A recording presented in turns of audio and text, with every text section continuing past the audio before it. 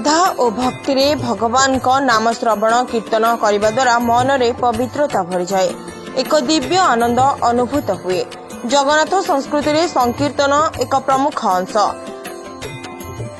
आध्यात्मिक चिंताधारार परिप्रकाश करिथाए एही संकीर्तन। हरिनाम जप द्वारा पाप क्षय होइथाए। से सबको आखिर रखी बेंगलोर अग्रणी ओडिया अनुष्ठान ओडिया ट्रस्ट सारजापुरा बेंगलोर तरफ पवित्र पुण्य कार्तिक मासर पंचुक उपलक्षे कोमसंद्रा बेंगलोर ठारे प्रभु बासवेश्वर मंदिर प्रांगण में अष्टपहरी नाम संकीर्तन आयोजन करा। ओडिशा ठारू दूर रही एसबू सुविधा पाइबारु वंचित होइतिबा अनेक भक्त और श्रद्धालु जोगदे पवित्र कार्तिक पूर्णिमा राम नाम भजिबा सहित प्रभु कृपा लाभ करथिले। झांझ मृदंग खोल आदि वाद्य यंत्र ताले ताले श्रद्धालु भक्त माने हरिनाम जप करथिले। एही हरे कृष्ण कृष्ण कृष्ण हरे हरे हरे राम राम राम हरे हरे ध्वनि रे चतुर्दिक प्रकंपित होई उठथिला। भक्त माने आनंद मन रे भक्ति भाव भरा नृत्यर ताले ताले संकीर्तन रे मझी रहिथिले। प्रवास रे रहउतबा शताधिक भक्त एपरि महान कार्यर प्रशंसा करथिले। ओडिया ट्रस्ट सारजापुरा पक्षरु समस्तनक पई प्रसाद सेवनर व्यवस्था मध्य करा जैतिला।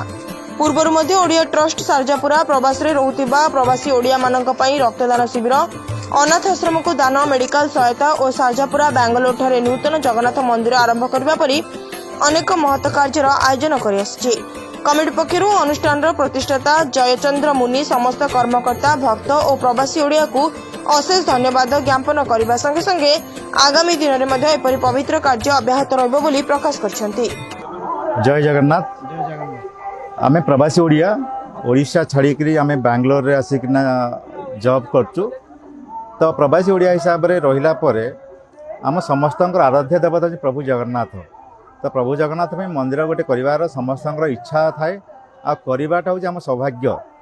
तो से हिसाब रे ओडिया ट्रस्ट सारजापुर जी कि 3 वर्ष है यही सारजापुर एरिया रे ऑलरेडी गुड़ाए सोशल कल्चरल काम कर चलती जोटे आपड़ देखते पंचुक कार्तिक मास पंचुक अष्टप्रहरी प्रयोजन कर बहुत भक्त आसिक समागम होती।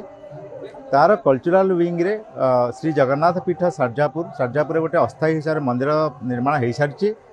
आमे तार अक्षय तृतीय आमे तार प्रतिष्ठा भी कर सारिचु। तो बर्तमान आमे स्थायी मंदिर पाई समस्ते प्रवासी आमे लागिचु।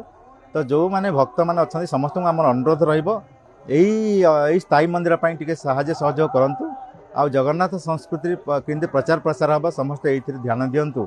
जय Jagannath. Bureau report Bhagyaprabha news.